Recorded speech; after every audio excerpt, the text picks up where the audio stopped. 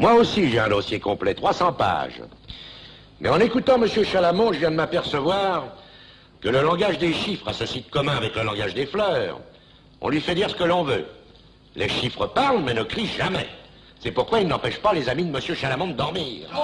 Les rechercheurs nous alertent depuis la nuit des temps sur les manipulations des grands groupes occultes au pouvoir.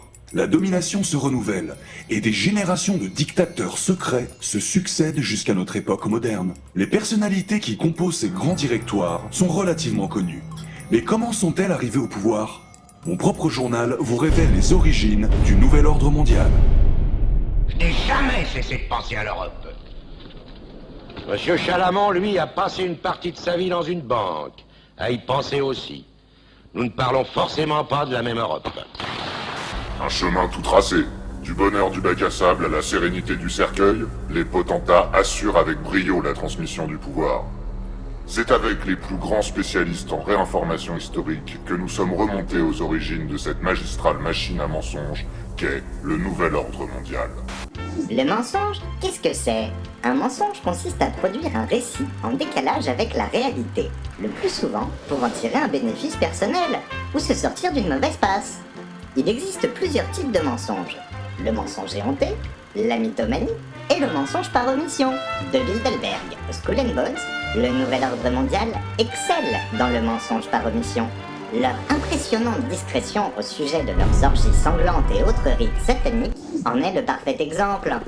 En somme, derrière les beaux discours et le velours des rideaux, les soirées de l'ambassadeur partent bien en couille. Comment est né ce nouvel ordre mondial contemporain? Comment le complot s'est formé pour passer de l'ancien au nouveau monde? 12 décembre 1972, les Rothschild au sommet du pouvoir organisent la fête la plus fastueuse connue du monde moderne. Ils célèbrent le couronnement de Nadine II à la tête des Illuminati. Mais la soirée ne se passe pas comme prévu. Sur un désaccord musical, une guerre générationnelle éclate. Une faction de jeunes loups de la finance et du spectacle menace de renverser le trône. Une année s'écoule à peine avant que la confrérie de l'œil voie le jour.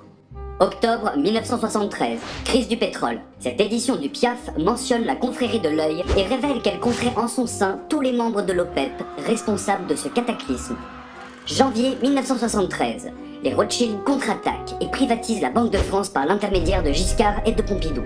Leur puissance augmente considérablement. En 1979, rebelote, l'œil fait tomber le Shah d'Iran. La deuxième crise pétrolière ébranle fortement les gouvernements rothschildiens. Les années 80 seront le théâtre d'un sanglant saccage politique et économique. Afin d'affaiblir plus fortement le monopole Illuminati sur les États, les agents Reagan, Thatcher et Mitterrand prennent le pouvoir. L'œil enchaîne les coups.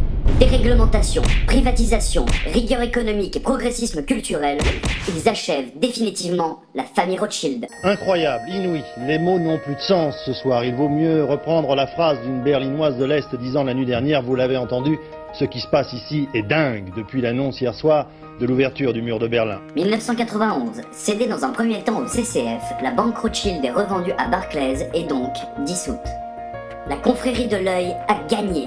La famille Rothschild n'est plus que l'ombre d'elle-même. Les vieilles familles coloniales mariées aux États sont de l'histoire ancienne. Après la chute du mur de Berlin, c'est la fin de l'histoire. Le consensus de Washington sera le chantier du nouvel ordre mondial. Nouvelle tête, nouveaux acteurs. La nouvelle génération détient déjà les clés du pouvoir absolu.